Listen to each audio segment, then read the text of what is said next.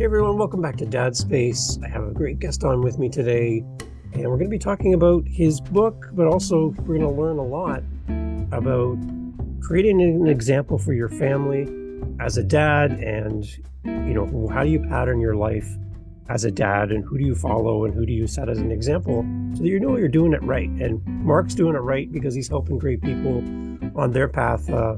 Mark Craven is with me. Mark, welcome to Dad Space. Glad to have you here. How are you?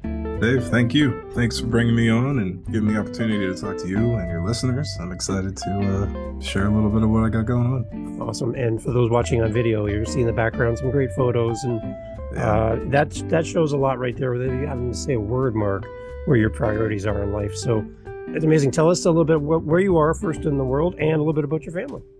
Yeah, so I live in Pittsburgh, Pennsylvania, in the States. Born and raised here, and then I lived in Los Angeles, California for a little while, and then came back. I missed it, I don't know. And when I came back is when I met my wife, and we had my little boy, Kai. So she has two older children to a previous marriage, Cole and Ada, and right now they're 14 and 11, and then Kai is going to be 3 in August. So he is he's my little best friend. So the moment that baby was in my arms, it was all over. That's amazing. Just game over, man. Game over. Okay, so take me back to being in the hospital or holding your son for the first time. Talk about a little bit some of the feelings that you were feeling. Did you feel totally equipped, ready for this dad thing, or did you feel like you didn't know what you were doing? Take me there. So leading up to it, yeah, totally terrified. I mean, I was out of my mind, scared. And I do share a lot of this in my book because I think it's important to, I think it's important to share your vulnerabilities because it shows people where you're at or where you were at and that you overcame it and came, out on the other side where there's just what I experienced that day when I held that little baby, that little 6 pound, 6 ounce Kai in my arms. Just a love that I can write 1,000 books and it's not going to even hope to capture the love that I feel for that little boy. It's almost like your heart wakes up, or just this huge part of your heart wakes up and you're hit with a bolt of lightning. It's instant. It's natural. It's as natural as breathing. And it really takes over all of you in a flash. It's so fast. And yeah, I was terrified. I mean, like I said, leading up and, I share things in the book that I'm, not proud of, shameful thinking that I had initially, right when I found out Erin was pregnant, and I didn't want her to go through with the pregnancy. I was that scared. Really? And yeah, like I'm sitting here writing a book called Dads Kiss Your Sons and coaching dads on being good dads and, speaking on podcasts, all this stuff about dads and TV shows. And that's where I started. I started so scared that I didn't even want her to go through with it. And if she did go through with it, I wanted to talk about adoption. Like that's how ill-equipped I thought I was. And, that's hard to admit because Kai's going to read that book someday. He's, going to maybe hear some of these shows someday. And, I explain it, I think, pretty well in the book where, it was like these first couple weeks of just this manic fear that gripped me and took over. And I just, it was just this overwhelm of I can't do this. I've never seen it. I'm not equipped for this. Like this, this little baby needs somebody who knows what they're doing and it isn't me. And that's so shameful and hurtful to even say right now. But it was, I sat through that and I talked to my cousin, who's pretty much my mom, and I told her, we told her that we were going to have a baby and she just started crying. And it was like tears of joy. And I was like, oh, this is okay. Like, I'm not in trouble or, I don't know what my thought process was then, but I was totally engulfed in fear. And, she, with her reaction, it kind of like immediately washed all that stuff away. And then the next day we heard his heartbeat. So it was a viable pregnancy. They call it a viable pregnancy if there's a heartbeat. And I fell in love the moment I heard that heartbeat also. Yeah. And, one of the big lessons right there is I'm obviously just so glad I was able to open up about what I was feeling and the fear I was feeling and to the depth of fear that I was feeling to people and to somebody that showed me that it was okay. And then I sat through it long enough to come out on the other side of this love that's just like something you really, like I said, you can't put words to it. So yeah, what I always say to Kai, like what I wrote and what I say in that regard is it was never Kai that I didn't want. I didn't know Kai. It wasn't, you know, the baby, there wasn't even a heartbeat yet, let alone a name. Yeah. Um, but yeah, I'm so thankful, those I'm thankful for that because, I think a lot of men probably experience that, and especially new and expectant dads or first time dads, or maybe just dads that hadn't been a dad for a long time. Maybe they're scared, they just can't do it. And no one's having a thought like this. No one, no, I mean, maybe someone's scared, but they're not like thinking the worst possible thought. And it's like, nope, I was there, Mm. and now I have a Wow. best-selling book about being a dad. So it's like you're okay. You're okay. And I just want more of those men to sit through that discomfort long enough to come out on the other side and feel this ridiculous love that's waiting for them. Sorry, So kind of went on a little no, that's tangent there. no, I love it. So what was the source of the fear then that crippled you in the beginning days when you found out you're going to have a baby? What was it about you or what you thought of yourself that sparked that fear?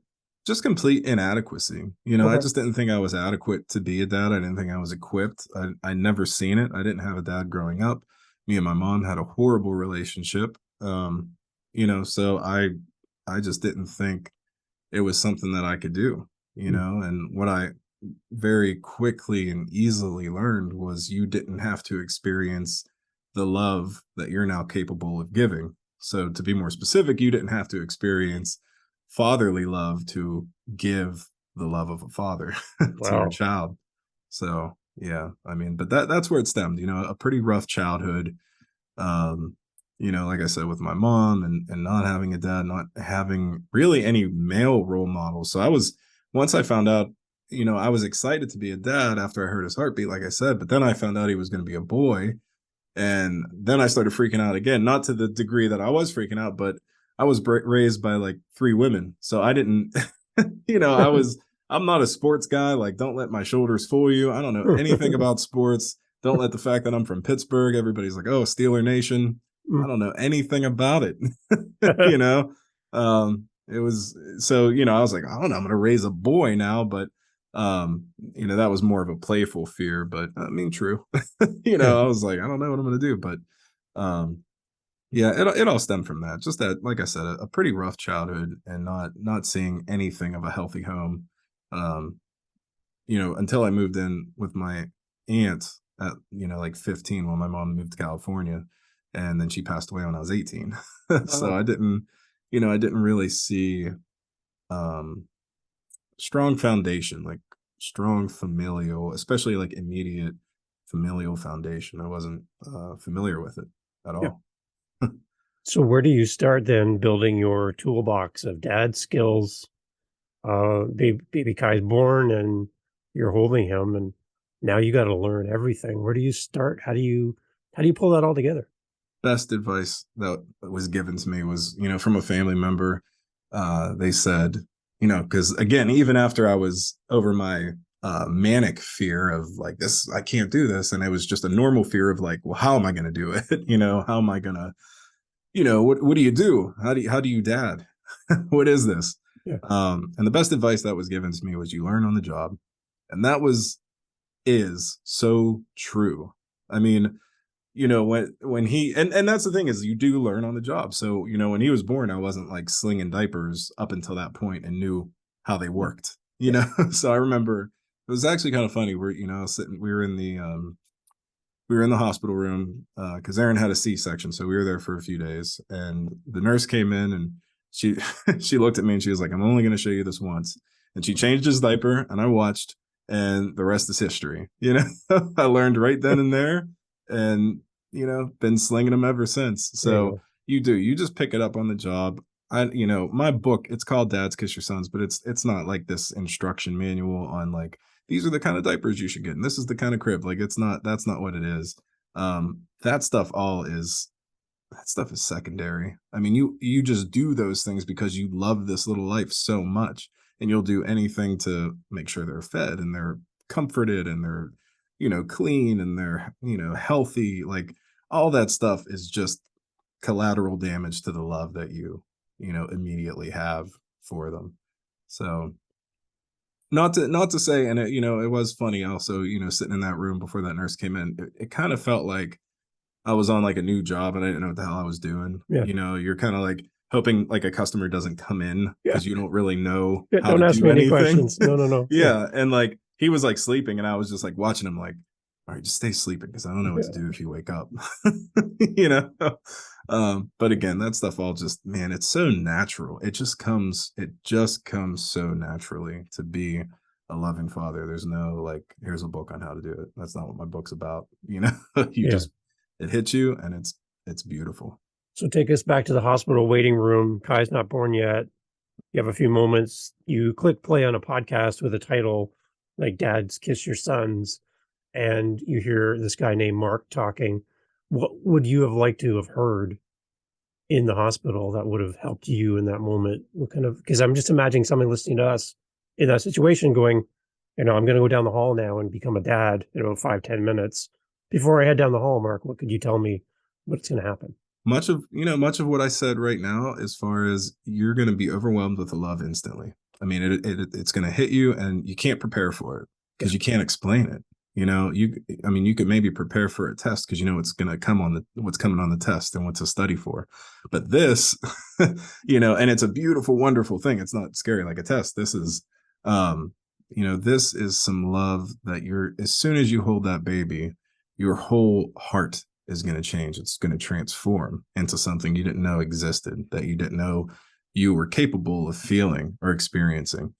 Um, so walk down that hall and, you know, get ready for the actual, literal best moment of your life, hands down. And what's going to follow it is the next best moment of your life, and then the next best moment, because every ounce of being with that baby and watching them grow and watching them learn and watching them just do funny things, and you know, it's just every day becomes the best day of your life the moment you become a dad. And as you're talking, you can look off to your side behind you, and Kai's picture's on the wall behind you, and the biggest smile on Mhm. that little face, you know? I think it's like Yeah. 95% smile on that face. I love it. He Think it his yeah, he's such a like loving little dude. I mean, he's gonna, like I said, he's gonna be 3 in August, but I hug him and I kiss him like relentlessly, and we all do, like yeah. the whole family. You know, we all just, that little boy has no choice. The kisses that he's smothered by, and he's never had a choice. But it's really so cool because now, you know, he's bigger. He's, you know, he's a toddler, and he's kind of huge. He's like half my size. He's over 3 feet tall, and um, he'll just randomly run up to me or his mom or his, you know, brother or sister or, you know, Nunny or Grandma Judy or someone, and he'll, you know, he'll just hug them and kiss them. And he just like, now he like learned, you know, I think is like, oh, this is how you interact. Yeah. You know, like you hug and kiss these people that you like. And he even does it with some friends at school, you know, his little preschool. Like he's just a loving little boy. He's also really tough. I mean, he's, you know, I have to like watch, you know, I have to have eyes in the back of my head if I'm like laying on the couch and I see him climbing up on the arm, because I'm like, this dude's gonna drop an elbow on me or something. I know it's coming. Uh, but yeah, he'll do that and then he'll immediately like kind of kiss me and laugh. But Yeah. his laugh, his smile is his whole face. Yeah. Like he just has the biggest smile. But he's awesome. So I It's could talk amazing. about him forever. It's Sorry. amazing because when you smile, you look exactly like the photo of your son. So I love that. Thanks. Thank you. Yeah, we do. Yeah, we have the same smile. His mom has a pretty big smile too. So he had some good, he could pick from the gene pool. You know, he had Nice. some good options there. So you talked a little bit about, you know, Kai eventually reading the book or hearing a show where you're talking about the book and talking about your relationship with him and your thoughts early days. What is your thoughts down the road for future Kai and as a more of an adult? What kind of conversations are you going to have with him about being a dad from your perspective? You know, I want him to never be afraid to ask me about the scary things. Mm, You know, I never want him to think it would be hard to have a hard conversation with me.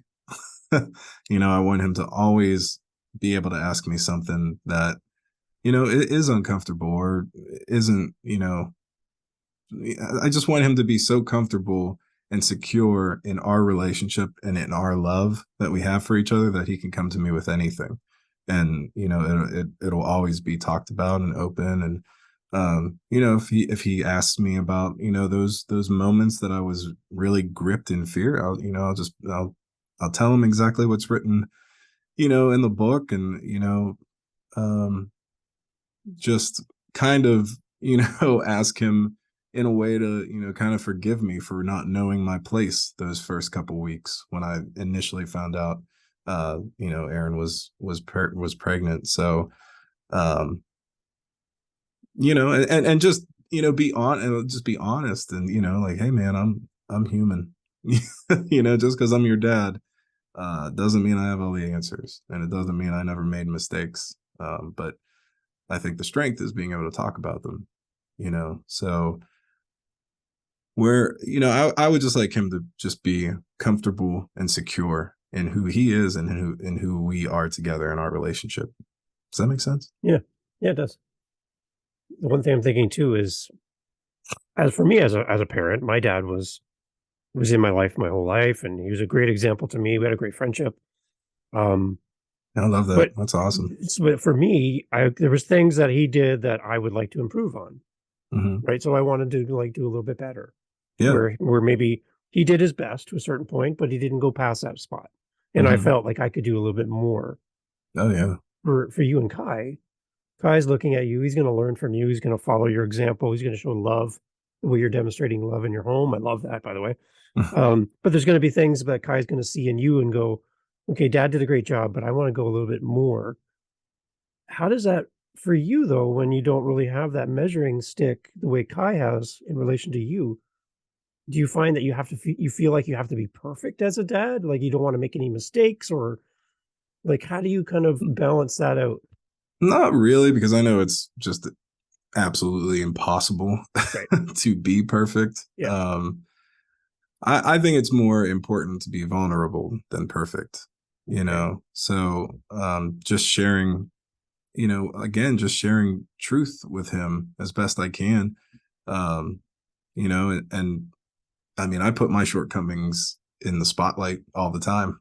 I'm like, here's where I'm messed up. Here's where I have issues. I have trust issues and insecurities that I brought into adulthood, that I've been working on my whole life now. So, yeah, I'm very equipped. And the thing is like, I would hope and expect him to not have the same like struggles that I had, because he has a different foundation. He Yeah. has a foundation that I was able to help him start, and my foundation was self-started, Yeah. and with God. Yeah. So I'm obviously thankful to God for uh, giving me the strength and the mind to do what I needed to do to build on what I didn't know and what I didn't have. So, for him, I think he has a leg up in that regard, and I think he'll far surpass me. I hope he does. I pray that he does, just far surpass me in everything he does, whatever it is. Pro football player, nuclear physicist, I don't care. Just do everything better than I did. And he'll play for Pittsburgh maybe someday, and you'll have to know more about And then I'll football have to know more because he's about on the football. field, Exactly. right? And he Yeah. he is a super like athletic and agile little dude that just doesn't stop. So I have a feeling sports are going to be a big part of his life. So I don't know, eventually obviously be a big part of mine, which I'm good with. I'll be that dad wearing a football jersey with Kai's name on it and painting my face and doing all that stuff. So on top of your relationship with Kai, you also have two other kids in the home as well that you've kind of all blended together as a family. Talk a little bit about inserting yourself into another home environment and that kind of dynamic, because that's another whole skill set that, Yeah. there's a lot of dads listening that are in that situation, and they're just looking for like, how do I be present and insert myself into this family and show love? How do I find my place? Can you talk a little bit about that? Yeah, and I talk about this in the book too, because that was a challenge for me, especially when Kai was born. Like Kai was born in the middle of the pandemic, so I was first time dad, and he was born in August of 2020. Wow. So, I was like, I was like a Rottweiler, guarding that baby. I didn't want anybody to touch him. Like even his mom, at times I was like, "Did you wash your hands? Can I watch you wash your hands? Can I help you wash your hands?" Yeah. Like I was on another level of just overprotection. So I admit, I fell short for sure in the stepdad arena. I really wasn't as warm as I could have been, as I should have been, or as open. Like I said, I own my stuff. I talk about the things where I fall short. But that's a challenge, for dads listening that find themselves in that position, and it's a lot of people. A lot of people come into blended families or have blended families and things like that.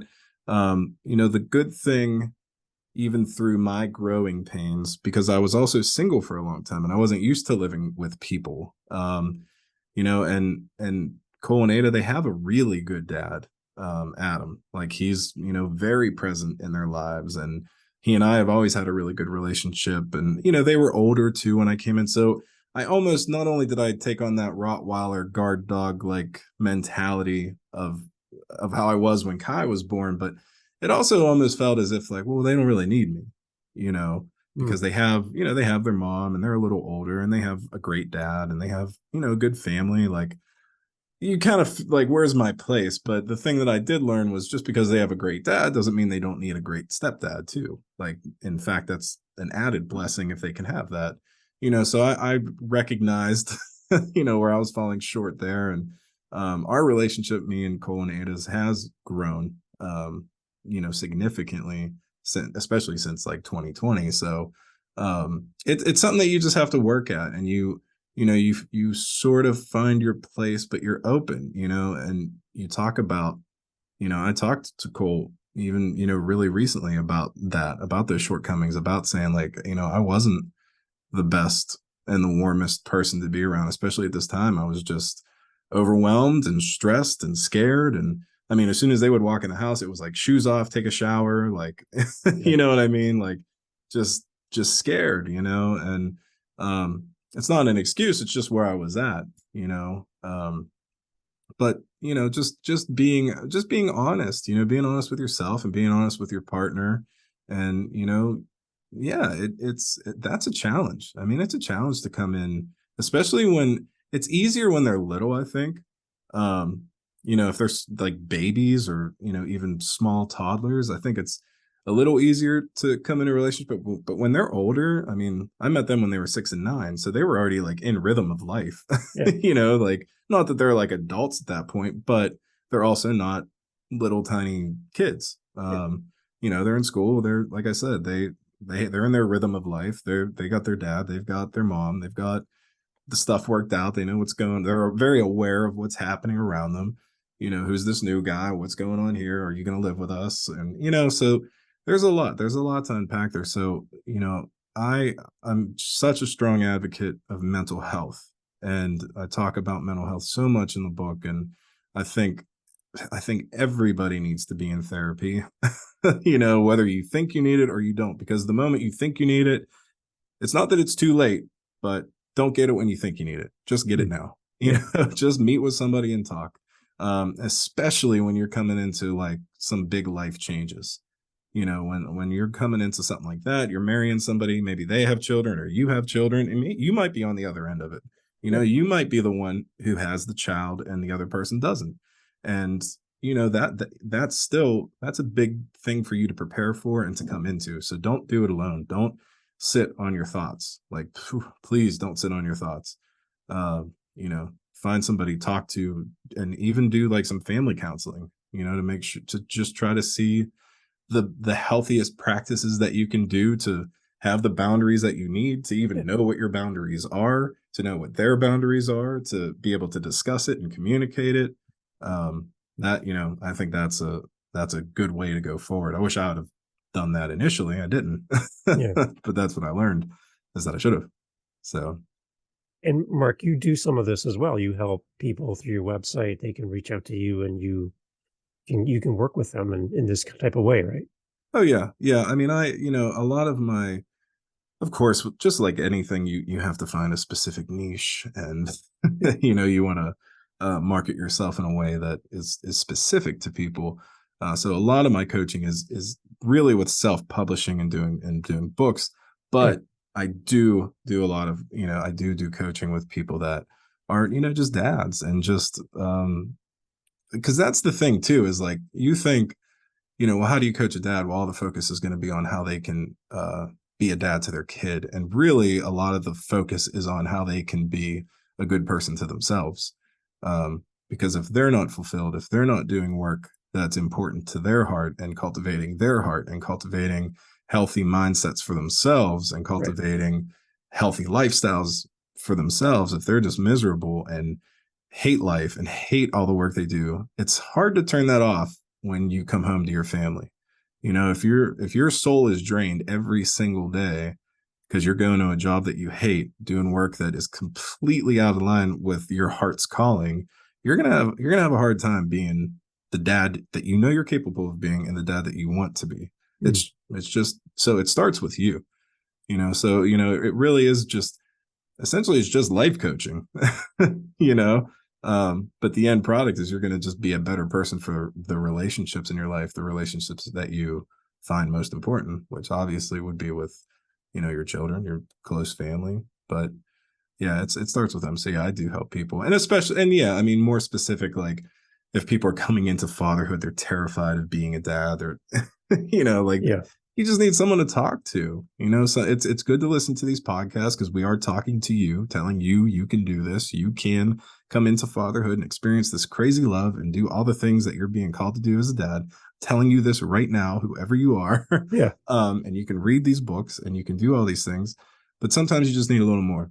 You just need someone to, so you can't talk to the book. I mean, you can, but it's not going to respond to you. right, Same with any other media. So sometimes you just need that one-on-one with somebody where it's like, hey man, it just feels good for me to open up and say that I'm scared and have you hear me say that. yeah, I might know what you're about to say. I read your book, I listened to you, I kind of know where the conversation will probably go, but damn, it feels good to just tell somebody who understands. yeah. That's amazing, and I'm glad that we can do this on the podcast because, again, you just never know who's going to hear this and where they're at. Yeah. And I always try to imagine where are they listening right now. Like, are they Right. on their way down the hallway to see their son or daughter for the first time? Like, like what's happening today, and how did we find them, and how did they find us? So, I Yeah. love that. The other thing, on top of being a dad, is you're also learning how to be a great husband at the same time, right? And demonstrate that in this relationship. Sure. Any tips from your perspective on that path for you and what you've learned in as being a great husband? Yeah, I actually have a chapter in the book called "Dads Kiss Your Baby Mamas," Nice. and what that is. And when I first told my wife about that chapter, she was like, "Well, that's not really a good chapter because not everybody stays together." And I'm like, "No, but that's why I wrote it. Is to always show your children that you love and respect their mother, whether you're with them, separating from them, divorcing them, no matter how bad things get between you and their mom, you always have to try your best to see that mom, to see that person as they see them, and they see them as mom. That is a very different relationship than you'll ever have with your partner, your wife, or your spouse, or fiance or girlfriend. You'll never see them as your children see them, Right. and you have to do your best to try to shift your perspective in a way that you see them like that. That's going to change how you argue.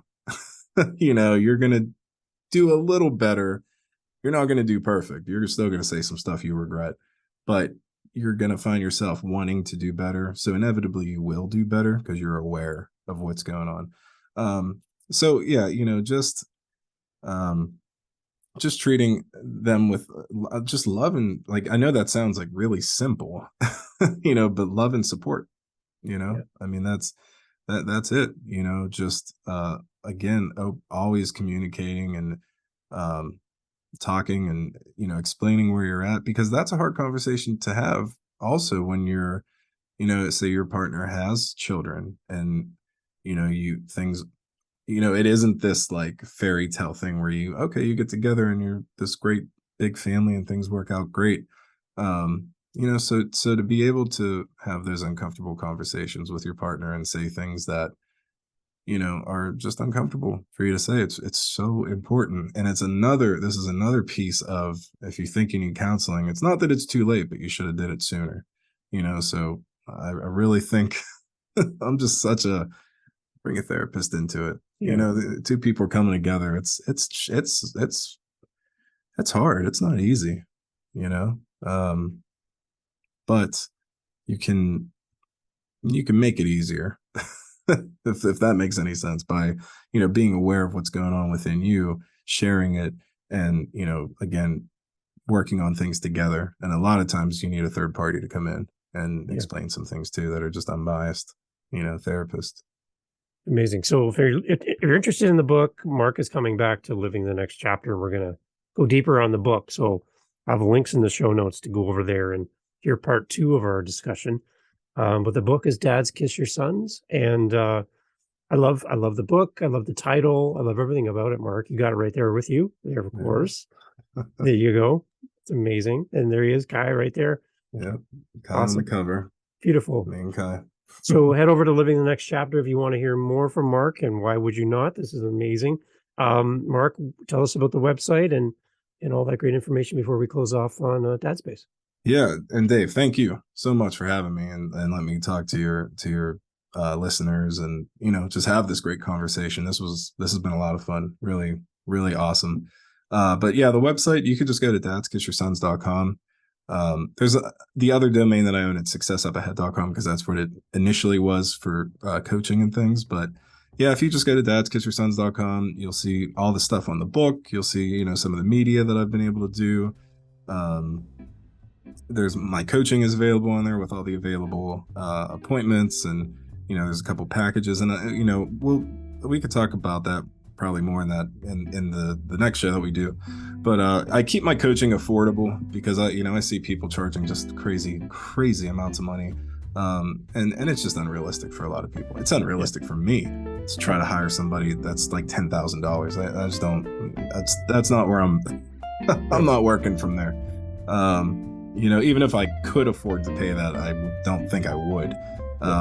So yeah, I like to keep things, in reach for people. And there's also blogs on there that people could read. My other books are on there. This is actually my 7th book that I've written. So yeah, it's a cool website. Stop by, connect with me on Instagram or Facebook. Instagram is where I try to tell people to go. So that's all on the website. Good. Well, all links to everything in the show notes. Mark, thank you so much. And again, the smiling boy beside you there, that's amazing. Give our best to Kai and your wife. And thank you so much for making time for Dad Space. Thank you. Really appreciate it. Awesome.